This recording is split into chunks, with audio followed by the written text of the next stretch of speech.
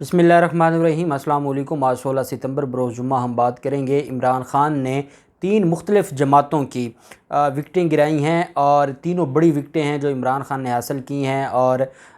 तब्दीली का मौसम शुरू हो गया है और बड़े बड़े नाम पाकिस्तान तहरीक इंसाफ के साथ जुड़ना शुरू हो गए हैं। और जो पीडीएम ये कहा करती थी, एक वक्त था जिनको बड़ी बड़ी नाज थी मरीम नवाज़ को, और वो कहा करती थी कि हमारी टिकट के लिए ये हो जाएगा वो हो जाएगा। अब उनकी कोई टिकट लेने को तैयार नहीं है और नून लीग के करीबी लोग भी अब छोड़कर जा रहे हैं मुस्लिम लीग नून को। बड़ी अहम तफसीलात हैं जो मैं आपके साथ शेयर करने जा रहा हूँ और साथ हम बात करेंगे कि जो मामला है सिंध में एक वाक़या सामने आया है और ज़रदारी माफिया ने हमेशा पाकिस्तान को ज़लील करवाया है और यहाँ पर ज़रदारी माफिया के ख़ास आदमी ने सिलाब जदगान का माल चोरी करके रखा हुआ था और सेशन जज साहब ने छापा मार कार्रवाई की पुलिस के साथ और वो माल जो गरीबों के लिए बैरून मुल्क से आया था, जो गोदाम में पीपल्स पार्टी के रहनुमा के गोदाम से बायाब करवाया गया, उसकी तफसील भी मैं आपके साथ शेयर करूँगा। पहले मैं आपको बताता चलूं कि पैमरा की तरफ से एयरवाई न्यूज़ और बोल्ड टीवी को 3 दिन के लिए बंद कर दिया गया है और ये नशरियात 3 रोज़ के लिए बंद की गई हैं और कहा यह गया है कि हुकूमती इमा पर मौसर ताख़ीरी निज़ाम ना होने का इल्ज़ाम लगाकर नशरियात रोकने के अहकामात जारी किए गए हैं। पाकिस्तान तहरीक इंसाफ गुजरांवाला में जलसा दिखाने पर शहबाज हुकूमत और पैमरा ने नाराज़गी का इजहार करते हुए चैनल्स की ये नशरियात रुकवाई हैं। एयरवाई ने मौसर ताख़ीरी निज़ाम के साथ गुजरांवाला का जलसा दिखाया और जो एयरवाई की तरफ से ये मौक़िफ़ सामने आया कि हमने जो डिले सिस्टम था उसके मुताबिक जलसा दिखाया है। डिले पर होने के बावजूद पैमरा और शहबाज हुकूमत ने मीडिया हाउसेस पर वार किया है और ये जो सारी चीज़ें हैं ये सिर्फ़ इस वजह से किया जा रहा है कि हमें ये इंतकाम का निशाना बनाना चाहते हैं। मेरे ख़्याल में एयरवाई न्यूज़ को ये बात समझनी होगी कि ये चाहे जितनी खुशामद कर लें, ये चाहे जितना नीचे लग जाएं, ये जितना गिर जाएं, इनको कभी भी जियो वाला मुकाम नहीं मिलेगा। और इस वजह से हमेशा जहां इंसान की एक जगह होती है वहीं उसको रहना चाहिए और अपनी जगह तब्दील नहीं करनी चाहिए। इतनी इज़्ज़त हासिल की, इतनी अवाम पाकिस्तान की तरफ से पजीराई मिली एयरवाई को, और अगर एयरवाई इस तरह की हरकतें करेगा तो वहाँ से भी जूते मिलेंगे और आवाम की तरफ से भी कुछ नहीं मिलेगा। इस वजह से एयरवाई को ये बात सोचनी होगी कि जिनकी खुशामद शुरू की है उनका जब बस चलेगा वो आपके ख़िलाफ़ ही फ़ैसले करेंगे और आपको नुकसान पहुँचाने की ही कोशिश करेंगे। आपका भला कभी भी किसी सूरत भी नहीं करने वाले। दूसरी तरफ जो NRO 2 है उसके फ़वायद और समरात बड़ी तेज़ी के साथ पीडीएम क़यादत को मिलते जा रहे हैं और कल ही तरमीमी एक्ट के तहत, जो नैब तरमीमी एक्ट है उसके तहत साबिक़ वज़ीर आज़म यूसुफ़ रज़ा गिलानी के ख़िलाफ़ करप्शन रेफरेंस भी वापस भेज दिया गया है। जज आज़म ख़ान साहब हैं और ये वो जज साहब हैं, आज़म ख़ान साहब हों, इनके पास सारे आसिफ ज़रदारी के केसेस थे। वो इनको दिन में तारे दिखाए थे आज़म ख़ान साहब ने कि मैं आपको एक एक केस का बताता रहता था। ये मैं आपको बात 2020 की बता रहा हूँ जब आसिफ ज़रदारी के ख़िलाफ़ केसेस थे और आसिफ ज़रदारी अदालत में पेश नहीं होते थे और अदालतें कहती थीं कि आप चाहे एयर एम्बुलेंस पर आपने कराची से इस्लामाबाद आना है, आप आएँ और आप पेश हों, और इनकी तरफ से 2-2 दरख्वास्तें एक दिन दी जाती थीं। फ़ारूक नाइक साहब अदालत में लड़ने लग जाते थे और उसके बावजूद जो जज आज़म ख़ान साहब हैं ये केस को सुनते थे। लेकिन बदकिस्मती से हालात ऐसा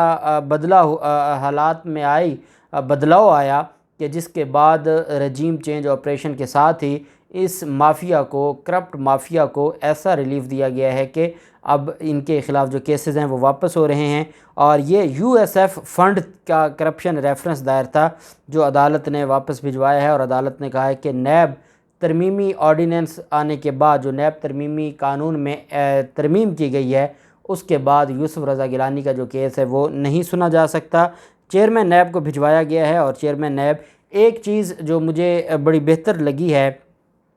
वो हमारी नैब अदालतों की तरफ से इनकी जो बरीयत की दरख्वास्तें हैं वो मंजूर नहीं हो रही, और बजाय इसके कि इनकी बरीयत की दरख्वास्तें अदालतें मंजूर करें, अदालतें इन रेफरेंसेस को वापस भिजवा रही हैं चेयरमैन नैब को, ताकि मुतलका जो फ़ोरम है, मुतलका जो अथॉरिटी है, उनके पास भिजवाया जाए कि अब अगर ये नैब के पास केस नहीं चलेगा तो केस तो है, किसी के पास तो चलेगा, कोई अथॉरिटी तो उसको सुनेगी। तो इनकी ख्वाहिश ये थी कि इनके केसेस यहीं पे ख़त्म हो जाएंगे, लेकिन कोई और ताकत भी है जो इस सारे मामले को देख रही है, और इस वजह से ये जो चीज़ें हैं वो ख़त्म होने की बजाय इनके केसेस वापस जा रहे हैं चेयरमैन नैब को, और चेयरमैन नैब उसको फिर कानून के मुताबिक, चाहे वो पेंडिंग रहेंगे, केसेस अपनी जगह पेंडिंग रहेंगे, और फिर जब चीज़ें तब्दील होंगी, हालात तब्दील होंगे, हुकूमतें तब्दील होंगी, तो वो फिर जो या जब दोबारा ये जो नैब कानून में तरमीम है ये उड़ जाती है तो ये वापस नैब अदालतों को आ जाएंगे, या क्या होगा, क्योंकि अगर ब्री हो गए तो ब्रीयत में तो फिर इनको रिलीफ मिल गया। ब्रीयत में जो एक दफ़ा ब्री हो गया तो आप दोबारा केस तो नहीं शुरू कर सकते, लेकिन इसको वापस भेजना और उनको पेंडिंग तस्वर करवाना, ये नैब अदालतों की तरफ से बहुत खूबसूरत एक इक़दाम किया जा रहा है, बेहतर इक़दाम है, जिसकी वजह से अगर नैब तरमीम उड़ गई फिर भी इनको नुकसान है, और अगर कल नई हुकूमत आके इन तरमीम को दोबारा जो है वो वापस कर दे, तो फिर भी रिवर्स कर दे, तो फिर भी ये जो केसेस हैं ये वापस नैब अदालतों में आ जाएंगे। इसी तरह शहजाद अकबर के ख़िलाफ़ जो नैब ने इंक्वायरी शुरू की थी, उस हवाले से शहजाद अकबर ने इस्लामाबाद हाई कोर्ट में एक दरख्वास्त दायर की कि वीडियो लिंक के ज़रिए मुझे शामिल तफ्तीश होने का मौका दिया जाए कि मैं बैरून मुल्क हूँ और मैं वीडियो लिंक के ज़रिए नैब के सामने पेश होना चाहता हूँ, मुझे इजाज़त दी जाए। अभी मेरा केस इन्वेस्टिगेशन और इंक्वायरी के मरहले में है और मैं शामिल तफ्तीश होना चाहता हूँ, मैं भागना नहीं चाहता, लेकिन चूँकि मैं बैरून मुल्क हूँ और कानून मुझे इस बात की इजाज़त देता है कि जो मॉडर्न टेक्नोलॉजी या डिवाइसेस हैं उसके ज़रिए मेरी एविडेंस, मेरी जो बयान है वो रिकॉर्ड हो सकता है, तो मेरा बयान, क्योंकि ये अदालत तो है नहीं, नैब एक अथॉरिटी है, एग्जीक्यूटिव अथॉरिटी है, और नैब मेरा ये बयान थ्रू वीडियो लिंक रिकॉर्ड कर सकती है, इस वजह से मुझे इजाज़त दीजिए। अब तो हमारा अदालती निज़ाम भी आप जानते हैं कि जो वकला हैं वो कराची में बैठकर इस्लामाबाद सुप्रीम कोर्ट में वो दलाल दे रहे होते हैं, तो ये सारी चीज़ें करने के लिए ये दरख्वास्त दायर की गई थी। जस्टिस मियां गुल हसन औरंगज़ेब और जस्टिस अरबाब ताहिर साहब ने इस दरख्वास्त पर समाअत की। शहजाद अकबर की तरफ से बैरिस्टर कासिम वदूद साहब अदालत में पेश हुए। अदालत ने शहजाद अकबर की दरख्वास्त पर फ़रीक़ैन को, नैब को नोटिस जारी कर दिया है और उनसे जवाब मांगा है कि क्या उनको कोई एतराज़ तो नहीं है कि वीडियो लिंक के ज़रिए अगर शहजाद अकबर अपना बयान रिकॉर्ड करवाना चाहते हैं और अपने बेगुनाही साबित करना चाहते हैं, तो क्या उसमें उनको कोई रिलीफ़ मिलेगा या नहीं मिलेगा। अब एक और अहम चीज़ है और वो ये है कि ये नसीराबाद का इलाका है जहाँ पर पीपल्स पार्टी के रहनुमा की जो राइस मिल है, चावलों की जो फैक्ट्री है, उसमें सेशन जज कंबर, जो कंबर के सेशन जज साहब हैं, उन्होंने वहाँ पर कार्रवाई की।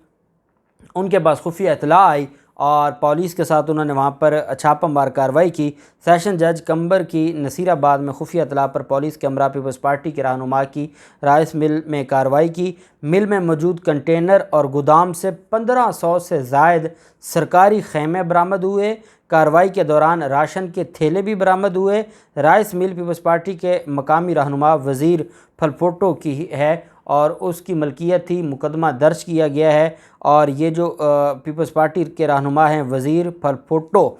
ये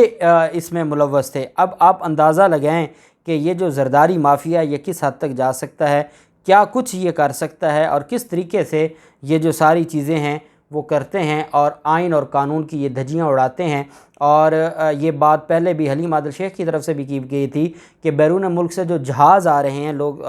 जो बंदरगाह पर आते हैं, वो जहाज़ हड़प किए जा रहे हैं ज़रदारी माफिया की तरफ से, और इनका बस चले। सबसे ज़्यादा तबाही सिंध में हुई है और सबसे ज़्यादा सिंध है जहाँ पर बिलावल ज़रदारी और मुराद अली शाह 2 हफ़्ते तकरीबन अवाम में निकले रहे हैं, लेकिन मजाल है कि अवाम की कोई मदद की हो, सिवाय ड्रामेबाजी के और कुछ नहीं किया। और सिंध के लोग, दादू में बहुत ज़्यादा हालात ख़राब हैं, वहाँ लोग मदद के लिए पुकार रहे हैं, बाकी सिंध में लोगों के हालात ख़राब हैं। और ये इनके हालात आप देख लें, ये तो एक आम रहनुमा था और जिस पर सेशन जज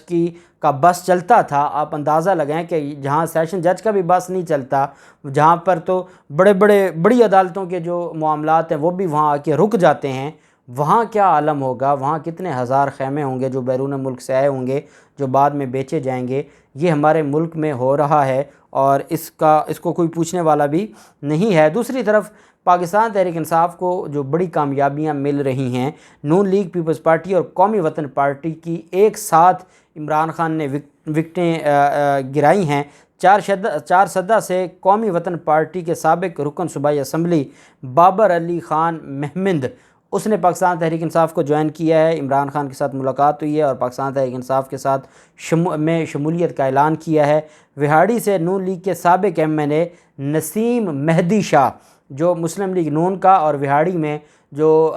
सियासी जो ख़ानदान है वो साबिक MNA पाकिस्तान मुस्लिम लीग नून के और सीनियर रहनुमा समझे जाते हैं। ये जनूबी पंजाब में मुस्लिम लीग नून के नसीम मेहदी शाह, उन्होंने भी पाकिस्तान तहरीक इंसाफ को ज्वाइन कर लिया। और इसी तरीके से रहीम यार खान से पाकिस्तान पीपल्स पार्टी के साबिक MNA